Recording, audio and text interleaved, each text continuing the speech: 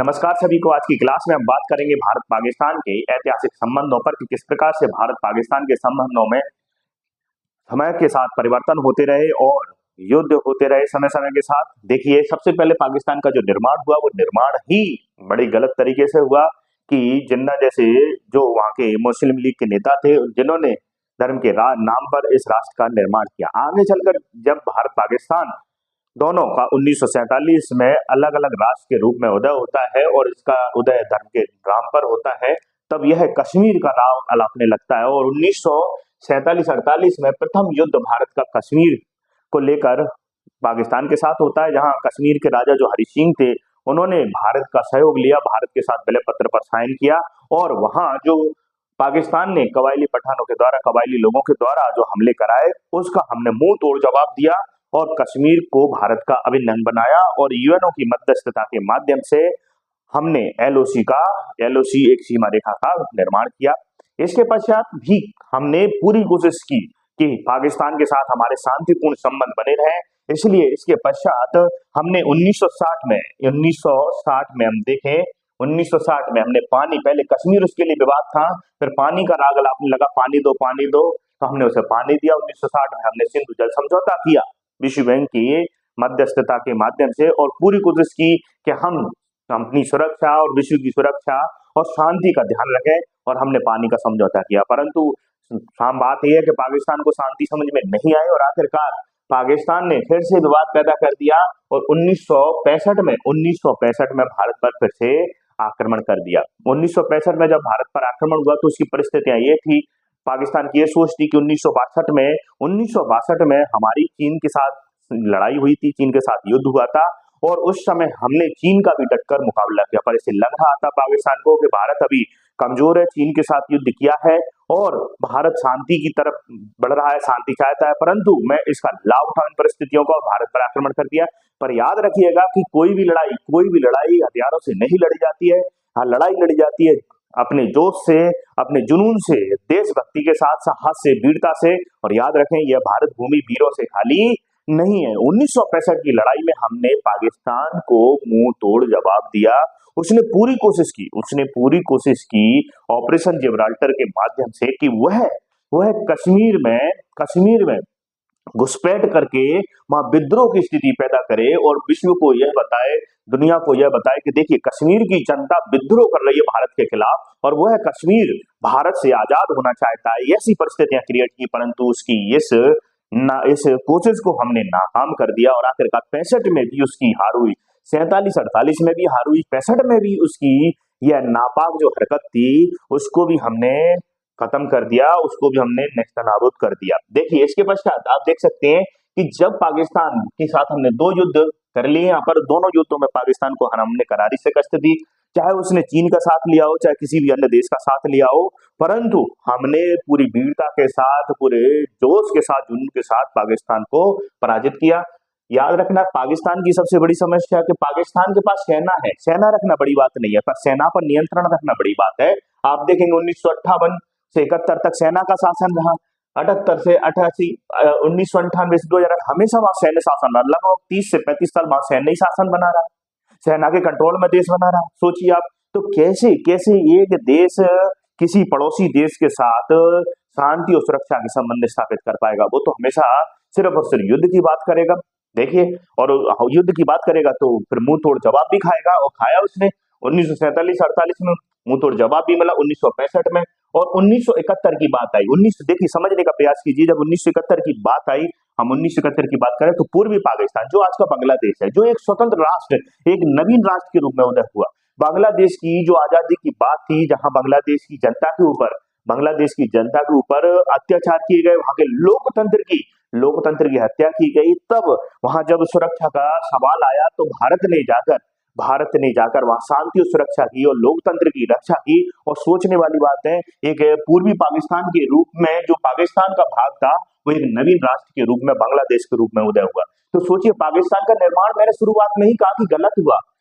अगर सही होता तो पाकिस्तान से एक और देश बनता क्या? बताइए, बनता क्या? पाकिस्तान से एक नया देश बन गया। तो बताइए, निर्माण किसका गलत हुआ, भारत का या पाकिस्तान का? बताइए, पाकिस्तान का निर्माण इतना गलत हुआ कि भविष्य में जाके एक नया देश बन गया। आप इसी से अंदाजा लगा सकते हैं कि किस प्रकार का देश रहा होगा, जिसने कभी हम तो लोकतांत्रिक देश है, मानवतावादी देश है, इसलिए तो लोकतंत्र मानवता नाम मतलब इनकी विचारधारा में ही नहीं है, ये जानते ही नहीं है, बस निर्माण ही मतलब नींव ही गलत रखी गई है। बात ये इसके पश्चात जब 1971 में भी हमने एक नया राष्ट्र बना दिया, पाकिस्तान से अलग करके पूरा नवीन बांग्लादेश राष्ट्र बना दिया, तब जाके इसका दिमाग फिर चला, दृष्टिकोण विकसित हुआ कि भाई अब कैसे मैं कश्मीर का राग लाऊं, कैसे कश्मीर को लूं। और इसी क्रम में इसने 1990 के दशक में आतंकवाद का सहारा लेना चालू कर दिया कि अब आतंकवाद के माध्यम से हम कश्मीर को भारत का भी अलगाव के माध्यम से, पत्थरबाजी के माध्यम से वहां की जनता में अलगाव पैदा करेंगे, वहां आतंकवाद पैदा करेंगे और इसके माध्यम से कश्मीर को लेने का प्रयास करेंगे, ये हथकंडे अपनाए। और 1999 में तो ये चरम पर पहुंच गया और इसने कारगिल में हमारे देश के अंदर घुसकर, हमारे देश के अंदर कई किलोमीटर अंदर आकर इसने बंकर बना लिए और हजारों किलोमीटर की ऊंचाई से इसने भारत पर आक्रमण किया और हमने नीचे खड़े होकर ऊपर हजारों किलोमीटर ये खड़े बैठे हुए पाकिस्तान को भी पराजित कर दिया, पूरे विश्व को पर बता दिया कि देखिए, पूरे विश्व को बता दिया कि देखिए कि भारत से जो टकराएगा वो चकनाचूर हो जाएगा, कि हमने हजारों किलोमीटर ऊंचाई पर भी विजय की पताका लहरा दी। और आप देख सकते हैं 26 जुलाई 1999 को हमने ये जीत लिया। याद रखिए, एक बात याद रखिए कि 1998 में हमने परमाणु परीक्षण किया, शक्ति 98 के नाम से, और कहा किया परमाणु परीक्षण हमने शांति के लिए किया है। भाई परमाणु परीक्षण हम कभी भी इस नो फर्स्ट यूज नीति का इस्तेमाल करेंगे कि भाई हम कभी इसका गलत दुरुपयोग नहीं करें। और इसी समय पाकिस्तान ने भी किया था परमाणु परीक्षण, जो आज सिंदूर ऑपरेशन चला रहे हैं, जो आज पहलगांव में अटैक हुआ, जिस पर आज पाकिस्तान कह रहा है हम परमाणु पटक देंगे। अरे भाई, कारगिल से पहले भी तो तुम्हारे पास परमाणु था और कारगिल में हमने मुंह तोड़ जवाब दिया था, पटका क्या आपने परमाणु? बोलो, ये गीदड़ भभकी देने के अलावा उनका कोई भी और दूसरा कार्य नहीं है। मुंह तोड़ खाई यहाँ पर। सोचो, इतनी ऊंचाई पर भी हमने जाकर विजय की पताका लहरा दी। हमारे देश के जवानों ने पूरे त्याग और समर्पण के साथ अपनी जान लगा दी और देश की आजादी, देश की आन बान शान की रक्षा की। और हमारा भी यह कर्तव्य बनता है कि हम भारत माता की आन बान शान के लिए डट कर खड़े रहें। अब आप देख सकते 1999, और आप देखिए, आप उरी हमला, पुलवामा हमला, पहलगाम हमला, सोचिए आप। और अब ऑपरेशन चल रहा है हमारा सिंदूर, और अब ऑपरेशन सिंदूर की पूरी कोशिश है हमारी कि आतंकवाद प्रतिशोध नहीं उन्मूलन होगा, अब आतंकवाद को जड़ से मिटाना होगा। एक बार की बात है, चाणक्य और चंद्रगुप्त मौर्य जब एक साथ अभियान कर रहे थे भारत में नंद वंश का, धनानंद का, तभी एक बार की बात, एक घटना घटती है कि चंद्रगुप्त मौर्य देखते हैं कि उनके जो गुरु है चाणक्य, वो दूध लेकर आते हैं और दूध में शक्कर मिलाते हैं और पास में झाड़ियां थी, जहां वो रहते थे पास में झाड़ियां थी, और झाड़ियों की जड़ों में डाल देते हैं। तब चंद्रगुप्त मौर्य अपने गुरु चाणक्य से पूछते हैं कि महाराज, आपने गुरुजी ऐसा क्यों किया? तो उन्होंने कहा कि मैं अगर ये झाड़ी का, क्योंकि झाड़ी से के पास से जब निकलते थे तो उनकी जो वस्त्र थे वो फट जाते थे, उनसे झाड़ियों से आने जाने में परेशानी आती थी। तो चंद्रगुप्त मौर्य ने पूछा कि आपको दूध डालने की इसमें आवश्यकता क्या थी? इनकी जड़ों में आप काट देते थे ना ऊपर से झाड़ी। तो उन्होंने कहा कि आज मैं झाड़ियों को काट दूंगा तो ये फिर से उगाएंगी, इसलिए किसी भी समस्या को अगर मिटाना है तो जड़ से मिटाना होगा, उसका उन्मूलन करना होगा। इसलिए मैंने जड़ों को ही समाप्त कर दिया, तब झाड़ियां उगेंगी नहीं। वैसे हमें आज आतंकवाद का, हमारी लड़ाई आतंकवाद के खिलाफ है।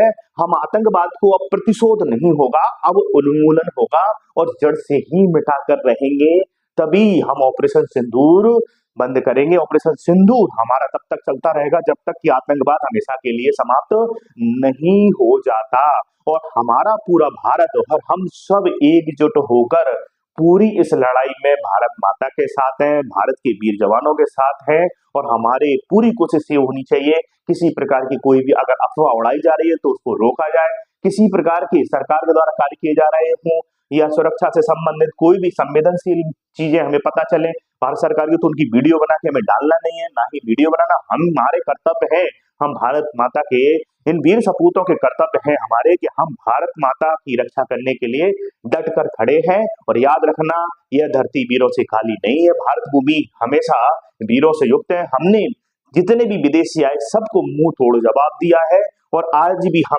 वैसा जवाब देंगे कि सामने वाला कभी भी हम पर आक्रमण नहीं करेगा। और हमारी आज सुरक्षा के मायने ये है कि हिम्मत नहीं होगी भविष्य में पाकिस्तान जैसे देश की भारत पर आक्रमण करने की। और ना ही आतंकवाद की।